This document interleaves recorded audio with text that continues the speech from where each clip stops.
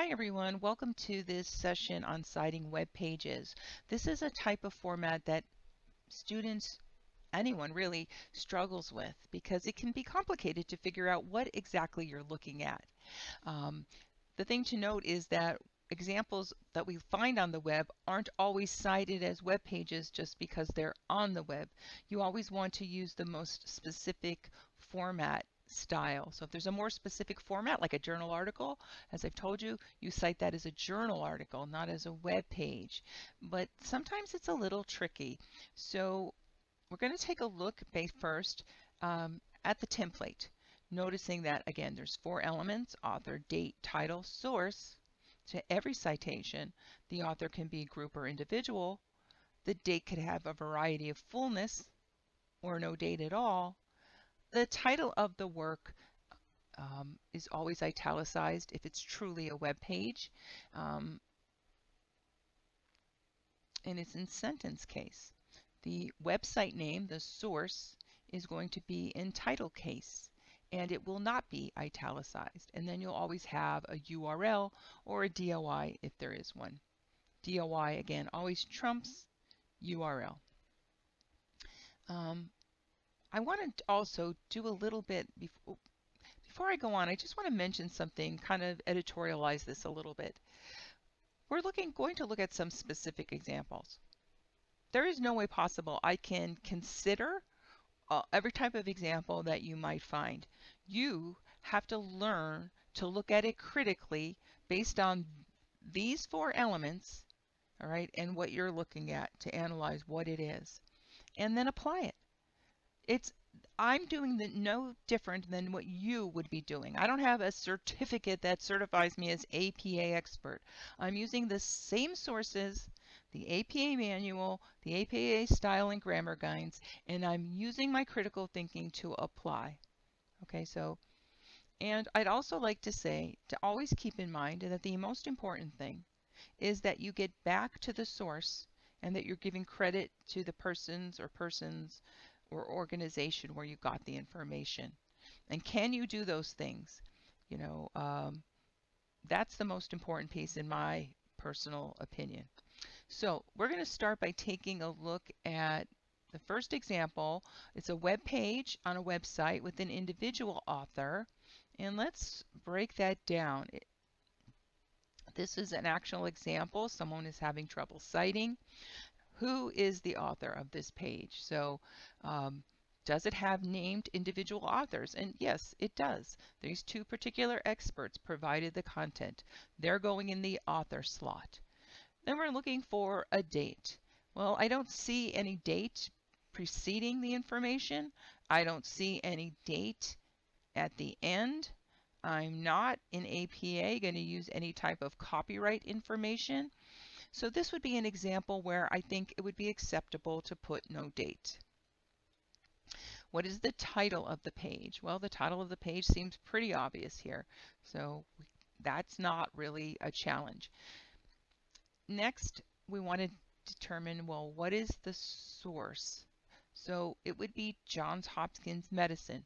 So we look usually to the header or we look to the footer to see who that might be. We can look at information like contact information or an about page that we could look at. But I feel very confident in using this information. Okay, so that would be, let's X this out. And this is the citation. The authors, no date, title, in sentence case italicized, Johns Hopkins Medicine, and the URL. Now, this particular web page would be a business. Johns Hopkins is a healthcare organization which operates as a business entity. That part's not important when we're considering citing, but just that people don't know what they're looking at. It doesn't really matter, is my point. Whether it's a business or a government site or a professional organization, if you're citing it as a web page, it's going to look in some way like this. Let's go to the next example that we have. And this one has, again, an individual author for a business of a different kind. This particular business is a um, commercial business organization that provides educational content. If you look at the citation, it's really no different than the previous. But it can be challenging when you're looking at the web page to figure out the elements. So again, author.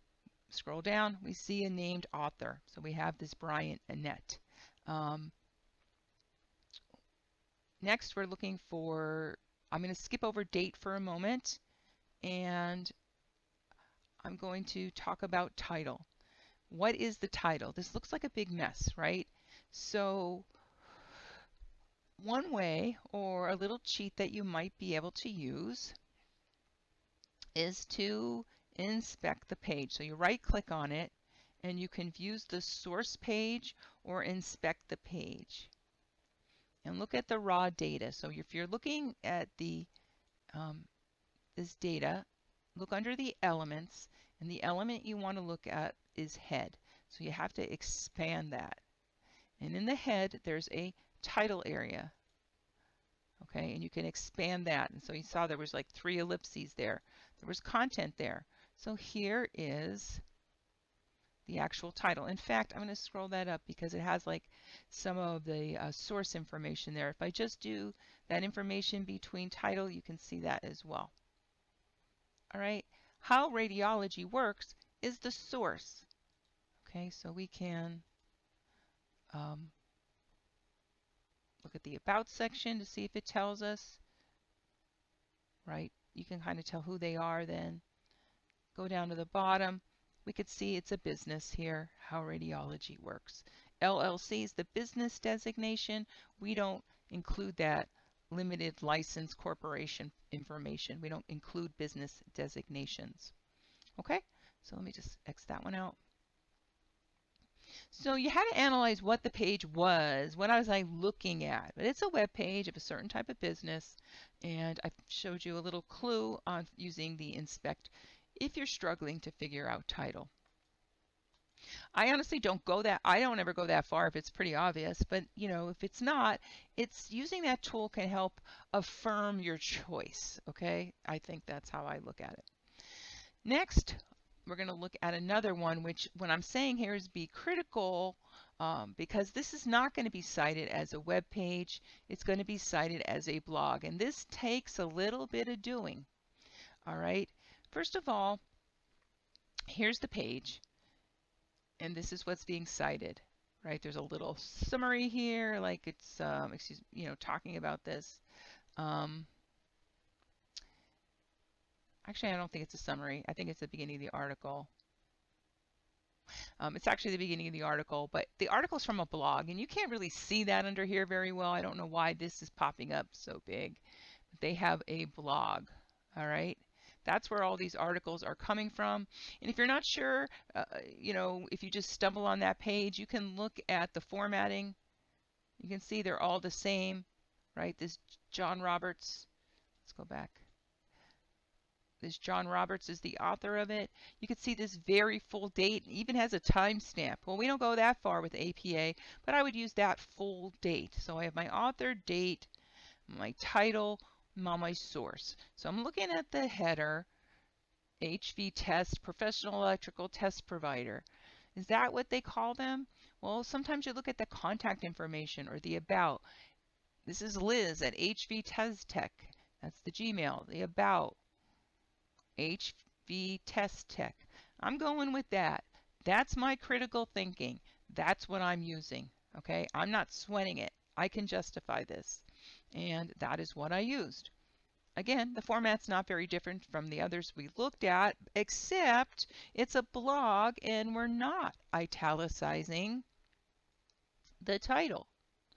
Because in a blog, that's not what you do. If you look on page 320, you'll see that. But you do italicize the source. So that's the major difference here. And of course, I'm using that full date. Okay, so not a web page on a website, a blog. Let's look at the next one. Let's see, this was radiology business. This one was tricky. This one is not a web page on a website. It's an online magazine article.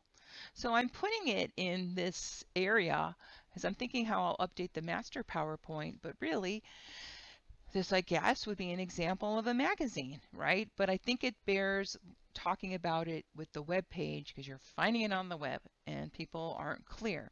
So one key to me here was this subscribe area and knowing where the content's coming from. Is it coming from an article? Is it or not? So you can subscribe. I wasn't quite sure what I was subscribing to, and if I'm being honest with you, I did reach out to Radiology Business. I'm like, hey, I asked the publisher, hey, what is this? And there's like, well, it's a strictly digital online magazine. So still, I'm going to use magazine format. All right, so I have a title. I have no particular author at the top, but I see at the bottom is Hannah Murphy. She's the editor. We're going to crediting her with this. That's like her byline here, right? So we're putting her in that other position. Then we're going to go up and it's Radiology Business as the source. And here's another, like a tricky one. I don't see any date here, right? It told me about the editor, how long she's been there, but it doesn't show me a date here. So I think if you were citing this, you would be perfectly in your rights to put no date. And this is what I mean, though, about looking at the source page. I'm going to Control F. I'm looking for date. There's 19 references here. What can this tell me? Well, it tells me an updated time. It also tells me a date modified. I can't really tell, though, what it modified here. So I wouldn't be using that date, but we have a date published here. You'd be also well within your rights to use that particular date. Okay? So I did. I did as a means of showing people that these things can be done. Would you necessarily need to do that? I wouldn't necessarily say that, but at the same time, this is a magazine article. Usually these things have published dates. So that's my take on it. Next, I want to go to web page with a group author now. Okay, and so this is a business. Let's bring it over. Let's analyze this. Spellman, registered trademark. I'm using Spellman. Going down here.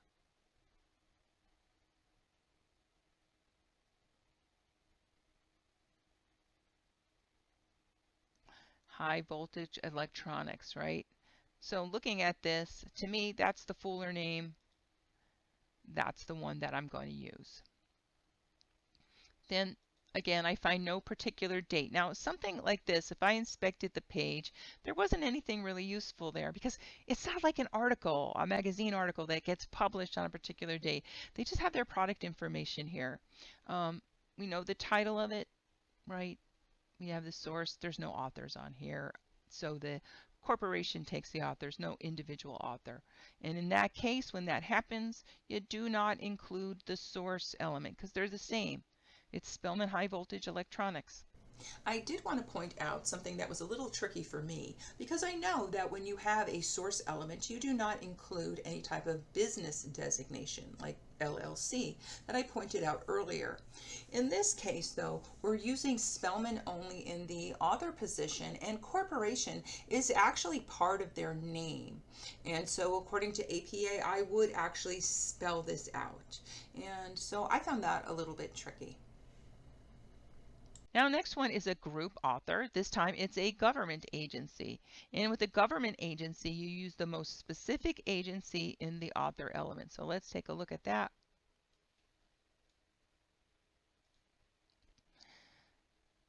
You can kind of notice the breadcrumbs in the URL. The CDC, they're the parent organization. NIOSH is under them. And so NIOSH, would be the most specific in the author element. CDC is going to be the source. Okay, and usually this is how they're headed up. You can see dose reconstruction methods. I think people would automatically assume that that is the title of the page, but sometimes people get tripped up with the menu on the left-hand side. Is it dose radiation reconstruction? Well, no, this is a page under that home page under there. So we're going to use this. And again, I'm going to show you using the source elements. Let's look at head. We're going to look for, let's see if I can find the title here, dose reconstruction methods. Now, I find it easier, let me just X this part out. Oh, I have to go back, sorry. Bring it over. I find it easier sometimes if I get stuck, I use the source page, right? Especially when I'm looking at the date. I don't know why. Let's put the date in here. So I found this interesting. I was just starting to test this out. There was no date out there on the page specifically about all of the content that's there. I think this kind of information on the CDC gets updated all the time. So let's look at this. First of all, when I look at the word date, first published. So it doesn't say date, right? It picked up date, so you might want to look for the word publish, right? So we're in that kind of area, the metadata. First published September 17th, 2018. Would I use that date? Well, if I look a little closer, it was last updated April 9th. And we know if you update the content, the thing is, can you verify that? Then I would use that date, okay? Then we look at reviewed. Well, reviewed doesn't mean they made any changes, so I definitely wouldn't be using that date. So let's go back to the page a little bit. And as I examine the page,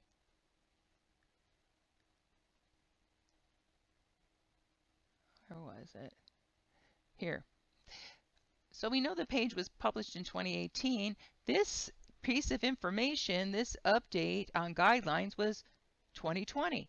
And interesting, the page was updated in 2020, in April of 2020. That, if I were going to use a date, not no date, that would be the date that I think you should be using. And I will qualify this again. I showed you that for people who struggle and want to know what to do. You have to be able to justify it. Let's say you had someone grading a paper who didn't know to do that, and they said, hey, where'd you get that date from? You made that up. You made this up. Nope, you can show them where you got it from, okay? But I still think you'd be justified in just putting no date there. Next, I see professional organizations. So this is the ASRT position statements. This is another one where I think is tricky. I think I used this example and created this an example page prior to June 30th, 2024. And if I were citing it today, I would put that date in there, right? However, I think this is a page because if you're not, what if you don't know? This is my point. That gets updated as positions change, right? And if you're not that familiar and you're pretty new to it, I was new to it, I didn't know this, I would probably cite it just like this. The full date, they're the group responsible, this is the name of the page, we don't use the source because it's the same as the group responsible, and the URL. It does beg the question though, if you have a page that is designed to continually update, that you would want to put a retrieval statement in there. I've considered that. I consider when I'm making these examples though, will it confuse people more or less when they're looking at it? So that the question begs whether that should or should not be included. Because I don't see an archived page for that information, but I'm going to leave it like I showed you. Now next, news sources. This confuses people. There's a newspaper format, just like there's a blog format or a magazine article format that falls under the periodical headings. Okay, examples of those would be the New York Times, the Washington Post, the Chicago Tribune. They publish a print newspaper. They also publish things online. And so even if they only have online content, also it's only published online, their news, whatever, you still use the newspaper format. Their source is a newspaper. Okay. However, a web page on a news website, such as ABC News, CNN, Bloomberg, they do not publish a print newspaper. Their source is not, as a source, they are not a newspaper. So we're going to use a web page on a news website format. The same is true if you find a news tab on a business, company, or professional organization website. It is not a newspaper source. Okay, so let's look at this a little more closely. Here we have one from the Wall Street Journal. Here we have one from ABC News. Just like the blog, the newspaper source, the title is not italicized of the article. The source is. Web page on a news website, just like all the websites, title is italicized and the source is not. So we can just kind of take a look, see if I can find it. Here's the Wall Street Journal. Instantly I'm asked to subscribe to the Wall Street Journal today. Again, that subscription part helps me think that we're not going to be using the web page format. Here we're going to go to ABC News. You're not going to see any type of subscribe here. So I'm just pointing that out because I think we all kind of know what ABC News and Wall Street Journal are. But if you encountered something that you didn't, that's how you'd critically think about it. Okay, and this one is from Solray. This is a company, all right, a company that has a news tab on its website. So what is Solray? All right, about us. It's a professional manufacturer and supplier of X-ray tube insert, tube assembly, machinery parts, right? But they also provide information about news. So news, they have a news tab. Okay, so when I'm citing it, I'm going to use that full format that I have, that I can find, right? And then, you know, this is like just like a regular web page. Let me just go back to that one again, if I can get back to it. Notice that they have full dates of when they're published. That's why I use that full date. Okay. Alrighty, so I'm almost done here. The last one is when you're just generally referring to a website. You're not really citing content, you're just like talking about it. Well, we don't put that in the references list. We're just talking about it. We'll mention the URL when we're talking about a website. I've been told by the instructors that's probably going to be pretty rare in your circumstances, but it is something, that information that's available on in the APA manual. So I hope that helps to clear up some information and how to critically think about looking at web pages.